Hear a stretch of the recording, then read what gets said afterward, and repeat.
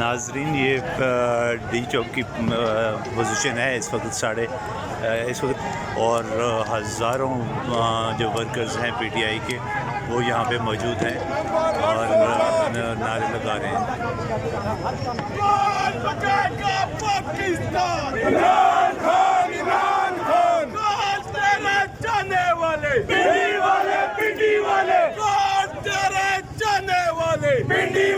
पिंडी वाले ना बापा की ना करता, क्या जी हमारा सोचा।